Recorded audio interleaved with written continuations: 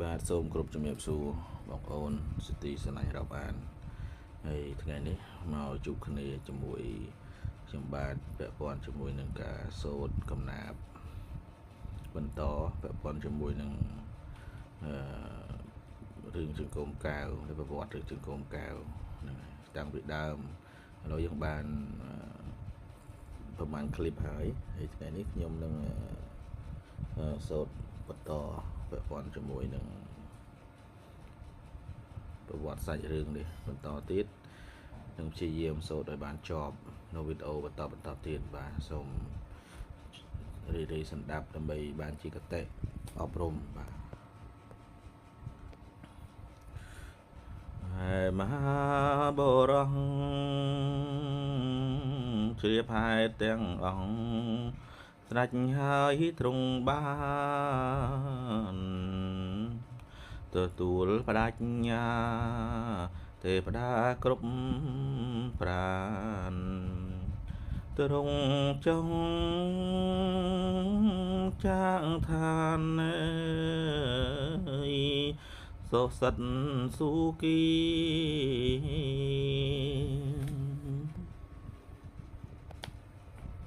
ហើយទ្រង់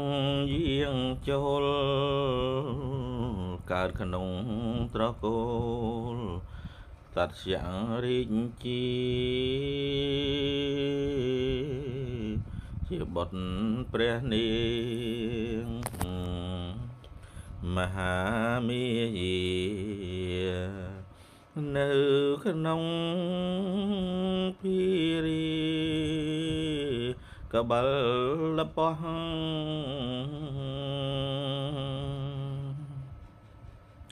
ព្រះវរបិតាព្រះនាមឈ្មោះថាសទ្ធោទ្រង់យុហ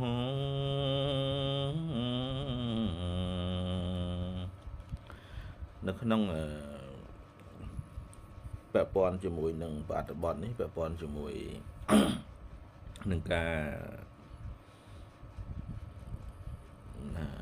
ចុះចាកឋានទុសិតសួគ៌ព្រះអង្គយកកំណើតព្រះអង្គជាបុត្រណាជាបុត្ររបស់ព្រះនាងមហាមាយាក្នុងនគរកបលបោះដែលមានប្របីតាព្រះនាមសទ្ធោទនៈព្រះអង្គមានយុគមានអីហ្នឹងក្នុងអត្ថបទហ្នឹងគឺលោកបញ្ជាក់ពាក់ព័ន្ធជាមួយឃ្លាខ្លះហ្នឹងហើយយើងមើលលេខយោងមួយទៀតនោះពាក់ព័ន្ធជាមួយនឹងឯមហាបរោះជ្រាបហេតុទាំងអស់ហ្នឹងលោកដាក់លេខយោងហ្នឹងគឺទ្រង់ពិចារណាមើលហេតុ5យ៉ាងគឺកាលទ្វេប្រទេសនិងតកូលណាមេដានឹងអាយុលុះជ្រាបថាគូហើយទៅឆុតចាកចុះមកកាន់ព្រះគោណានៅក្នុងថ្ងៃពហោះពេញបរមីខែអាសាឍឆ្នាំរកាផងប្រសូតនៅថ្ងៃសុក្រពេញបរមីខែវិសាខឆ្នាំចវាពាក់ព័ន្ធជាមួយនឹងអត្ថបទហ្នឹងដែលខ្ញុំបានបញ្ជាក់បន្តិចតាមនឹងលេខយោងហើយយើងមើលបន្តទៀតជាស្ដេចសាងសមឧត្តមខ្ពង់ខ្ពស់ប្រសើរលើសអស់ពុងសាំងចាំងវង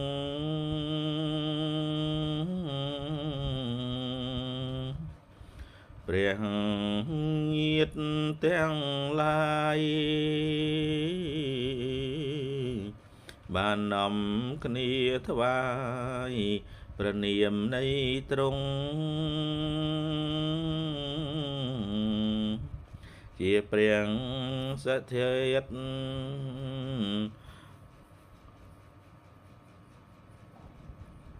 នរនាថចោមពងព្រួងហេតុព្រះអង្គសម្រាប់ច្រើនក្តាត់កាលទ្រង់ចម្រើនព្រះជន្មច្រើនបានទ្រង់សោយរាជរដ្ឋ នឹងនាងពំពីជាបុត្រីក្សត្រទ្រង់រូបសម្បត្តិណែដោយទឹកអប្សរនាប្រាំងប្រាសាទណែប្រសើរស្អាងស្អាតទាំងបីបវរសំតាមរដូវជាផ្លូវត្រេកអរតែត្រង់ស្មងសឥតកើតទុកអ្វី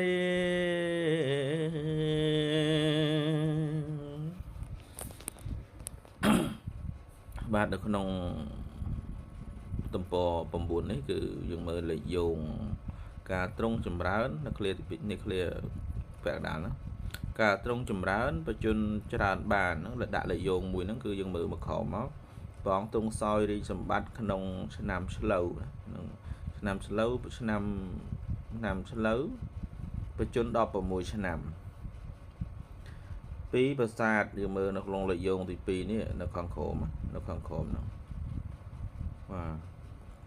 តាមសំតាមរដូវមានន័យថានាប្រាង្គប្រាសាទប្រសើរស្អាងស្អាតទាំង3បវរសំតាមរដូវហ្នឹងលោកដាក់លេខយោង2ហ្នឹងគឺលោកបញ្ជាក់នៅក្រោមហ្នឹងគឺមិនប្រាសាទសម្រាប់ពោធិសត្វគង់មាន3សំតាមរដូវ3គឺហេមន្តរដូវកឹមហរដូវនិងពុសានរដូវបានក្នុងអត្ថបទហ្នឹងគឺលោកបញ្ជាក់ពាក់ព័ន្ធជាមួយនឹងបច្ចុប្បន្ន16ឆ្នាំសោយរាជសម្បត្តិហ្នឹងហើយព្រះបិតាលោកសាងប្រាសាទ3តាមរដូវកាលដែលប្រព្រឹត្តទៅតាមរដូវកាលទាំង3មានហេមន្តរដូវហើយនិងកឹមហរដូវហើយនិងវស្សានរដូវឥឡូវយើងមើលទំព័រ10មានថ្ងៃមួយនោះ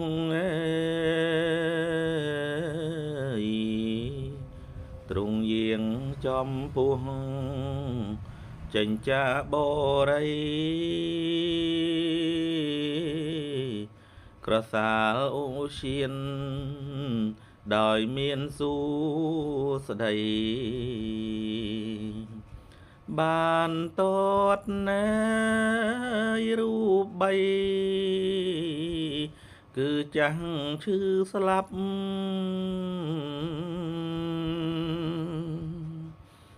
ដែលទេពនិមិត្តណែឃើញហើយទ្រង់គិតសង្វេគយ៉ាងឆាប់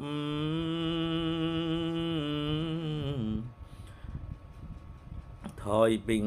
អូសៀនហើយវិលត្រឡប់ចូលក្រុងប្រញាប់ចាប់ផ្ដើមនឿយណាយតាំងពីនោះមកព្រះតីរិះរកទំនងអង្គបាយនឹងលះសម្បត្តិរះរត់ទាំងឡាយព្រោះមិនណែសប្បាយនឹងសង្សារៈ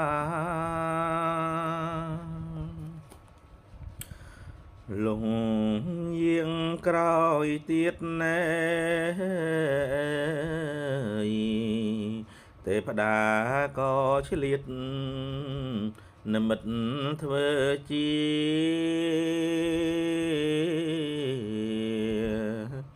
រូបបវិចិត្រប្រព្រឹត្តកិរិយាសំរមេណាស់ណា គូឲ្យរីករាយ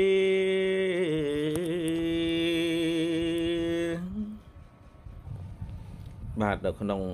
អត្ថបទនេះយើងមើលទំព័រ10នេះគឺពាក់ព័ន្ធជាមួយនឹងដំណើររឿងនៃពុទ្ធប្រវត្តិត្រង់ចំណុចនេះគឺចូលដល់ដែលព្រះអង្គលោកចេញចាកបុរីណា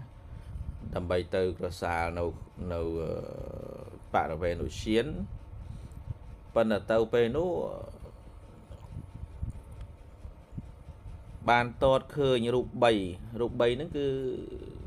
ចាស់ឈឺស្លាប់ណាចាស់ឈឺស្លាប់ណាចាស់ឈឺស្លាប់ដែលទេពនិមិត្តហ្នឹងឃើញហើយព្រះអង្គលោកគិតណាលោកគិតព្រះអង្គសង្វេគណាបាទដល់ពេលថយពីវិជាមកហើយវិលត្រឡប់ចូលក្រុងក៏ព្រះអង្គមានបតីនឹងនឿយណាយក្នុងនោះគាត់ថាចាប់ដើមនឿយណាយគឺព្រះអង្គលោកនឿយណាយតាំងពីនោះមកព្រះអង្គរិះគិតពិចារណាទំនងឧបាយនឹងលះរីកសម្បត្តិនឹងលះរីកសម្បត្តិដែលអ្នកទាំងឡាយដែលរាជរដ្ឋទាំងឡាយនឹងព្រោះមិនសបាយនឹងសង្សារវដ្តនឹងព្រះអង្គអត់នេះទេលុបមកក្រោយទៀតណាក្រោយទៀតនោះឃើញទេវតាក៏លោកឆ្លៀតនិមិត្តធ្វើជារូបបព្វជិតមួយអង្គហ្នឹងក៏ឃើញទៀតនឹងលក្ខណៈថាព្រះអង្គឃើញនៅទេវទូត4ហ្នឹងព្រះអង្គសម្រេចបតីដើម្បីទៅសាងភ្នោះណាទៅសាងភ្នោះ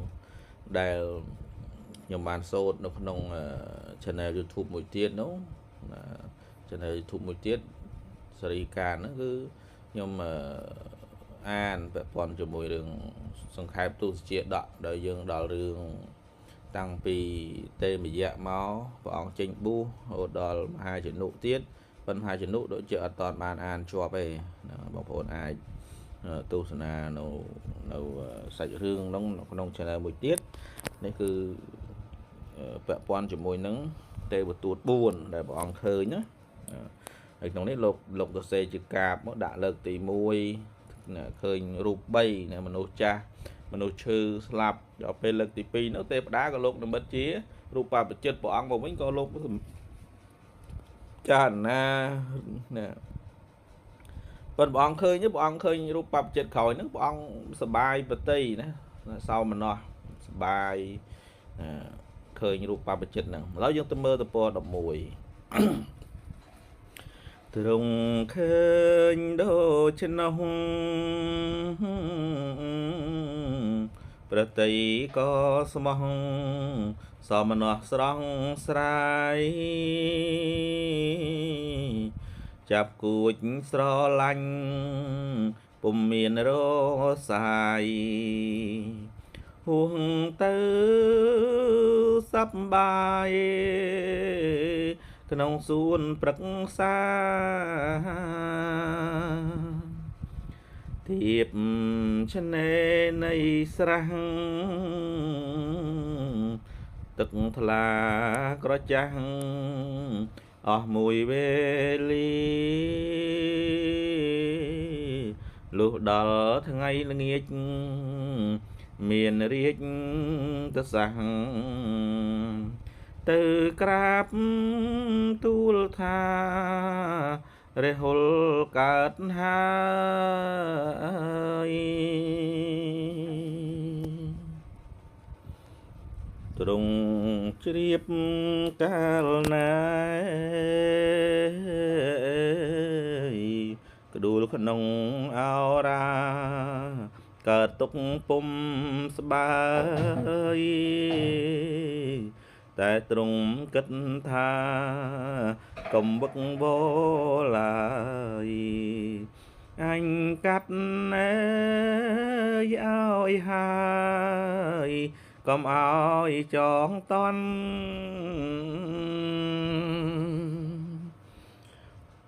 គិតស្រេចស្ដាច់ចោវិលមកនគររហាំងរុះរាន់ចូលប្រាងប្រាសាទប្រញាប់បន់តន់ ទ្រង់ទុំសំរានសម្រាំងព្រះកាយបាទក្នុងតព11នេះគឺលោកចង់បញ្ជាក់ពាក់ព័ន្ធជាមួយនឹងណាពេលដែលព្រះអង្គឃើញទេវទូតចុងក្រោយគឺភេទជាអ្នកប៊ូព្រះអង្គសបាយបតីទៅកសាលក្នុងសួនហ្នឹងស្រាប់ដល់មួយរំពេចក្រោយមកហ្នឹងក៏បានទទួលដំណឹងថារាហុលហ្នឹងកើតហើយណារាហុលកើតហើយព្រះអង្គក្តុកក្តួលក្នុងអោរាហ្នឹងណាប៉ុន្តែព្រះអង្គគិតថាយ៉ាងណាក៏ត្រូវកាត់ឲ្យហើយដែរកុំឲ្យចងពាក់ព័ន្ធនឹងចំណងណាយើងកុំឲ្យចងចំណងនឹងតន់ក៏ស្ដេចព្រះអង្គលោកវិលចាណាត្រាច់ចវិលមកព្រះនគរហ្នឹងយ៉ាងរុះរាន់ចូលក្នុងប្រាសាទបញ្ញាប់ហ្នឹងណាដើម្បីសម្រាកបកាយឥឡូវយើងមើលបន្តទៀតតព12ណាអង្គពួកស្រីរបាំមកច្រៀងរេរំប្រគំភ្លេងថ្វាយកាលទ្រង់ពិនិត្យក៏រឹតតែណាយឥតមានសប្បាយ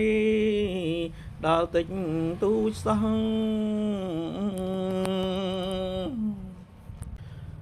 លងត្រៀតណែ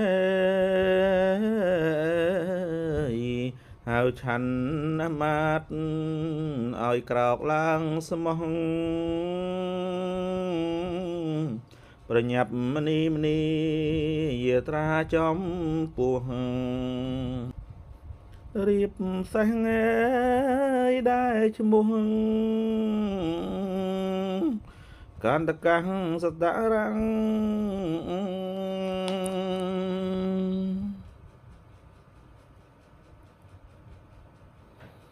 រៀបស្រេចស្ដេចត្រង់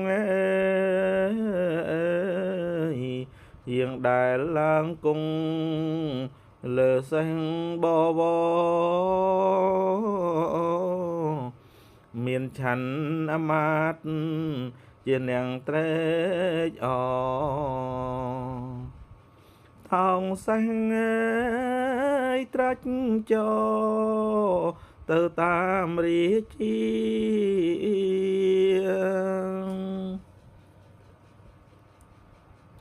ចេញចាក់នគរដល់ស្ទឹងនាមកឈ្មោះអណោមាហើយយកព្រះខ័នកាន់កាត់គេសាទ្រង់ប៉ាប់ម៉ែបជាកាន់ភេទជាស្រំបាទនៅក្នុងអត្ថបទតព12នេះគឺចង់បញ្ជាក់ចង់បង្ហាញអំពីព្រះអង្គចេញបួសណាព្រះអង្គក៏សម្រេចបតីដើម្បីនឹងចេញចាក់ព្រះនគរជាមួយឆាន់អាមាត្យឲ្យរៀបចំសេះណាពនាសេះនាមកន្តកៈណាកន្តកៈហ្នឹងដើម្បីចេញទៅបួសណានៅស្ទឹងអាណោមាណាអាណោមាហ្នឹងណាដើម្បីព្រះអង្គកាន់ភេទជាបព្វជិតណាចេញចាក់នគរដល់ស្ទឹងនាមកហ្នឹងក៏ព្រះអង្គយកប្រខ័ណ្ឌកាត់នៅបកេសាដើម្បីទ្រង់បព្វជា កាន់ភេទជាសមណៈនឹងឯងហ្នឹងព្រះអង្គលោកសម្រេចបតីមកហ្នឹងឥឡូវយើងមើលទៅតព13សេះនឹងអាមាត្យណែទ្រង់ប្រើក្មីក្មៀតដោយនៅបងខំឲ្យវិលមកក្រុងហើយទ្រង់អត់ទ្រាំកាន់ក្រិតណែយ៉ាងមុំប្រាជ្ញាត្រាស់ដឹងទ្រង់ធ្វើកិរិយា 6 វស្សា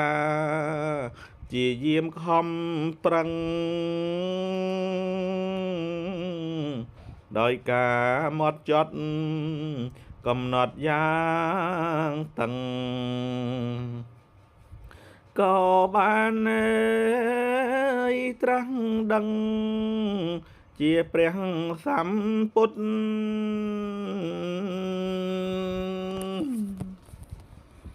បាទនៅក្នុងនេះព្រះអង្គ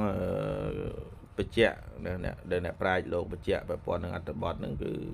ព្រះអង្គលោកធ្វើទុក្ករកិរិយាផងក្រោយពីព្រះអង្គលោកត្រឡប់ភេទជាសមណៈមានថាលោកប៊ូជាបព្វជិតមកកាន់ភេទជាសមណៈហ្នឹងគឺព្រះអង្គធ្វើនៅទុក្ករកិរិយាផងណាយ៉ាងម៉ត់ចត់រហូតដល់ព្រះអង្គបានសម្រេចធម៌ព្រះអង្គបានត្រាស់ដឹងណាព្រះអង្គបានត្រាស់ដឹងជាព្រះសម្មាសម្ពុទ្ធហើយយើងមើលលេខយោងហ្នឹងឡើងជាព្រះសម្មាសម្ពុទ្ធហ្នឹងទី1ហ្នឹងលោកដាក់ថាទ្រង់ចេញបួសក្នុងឆ្នាំថោះហ្នឹងលោកបញ្ជាក់ណាដើម្បីឲ្យយើងអ្នកកាន់ពុទ្ធសាសនាហ្នឹងយើងដឹងពីប្រវត្តិរបស់ពុទ្ធហ្នឹងចេញបួសក្នុងឆ្នាំថោះបច្ចុប្បន្នបាន29ទ្រង់ធ្វើទុក្ករកិរិយា6ឆ្នាំទើបបានត្រាស់នៅថ្ងៃសុក្រពេញបរមីខែពិសាខឆ្នាំរកាបច្ចុប្បន្នបាន35ឆ្នាំមានន័យថាព្រះអង្គត្រាស់ដឹងនៅបច្ចុប្បន្ន35ឆ្នាំបាទហើយខ្ញុំសូមសម្រាប់ប៉ុណ្ណឹងវីដេអូក្រោយខ្ញុំនឹងបន្តពាក់ព័ន្ធជាមួយនឹងការសូត្រណាដូចជាការអានក្តីហ្នឹងគឺខ្ញុំសូមបន្តទៀតសូមគ្រប់ជម្រាបលាប៉ុណ្ណឹងហើយបងប្អូនដែលតើបានចុច Subscribe ចុចជាវ Channel របស់ខ្ញុំបងប្អូនអាចចុច Subscribe ឬក៏ចុចជាវចុច Comment ដើម្បីមានចម្ងល់អីពាក់ព័ន្ធជាមួយនឹងរឿងពុទ្ធប្រវត្តិអីផ្សេងឬក៏ចំណេះដឹង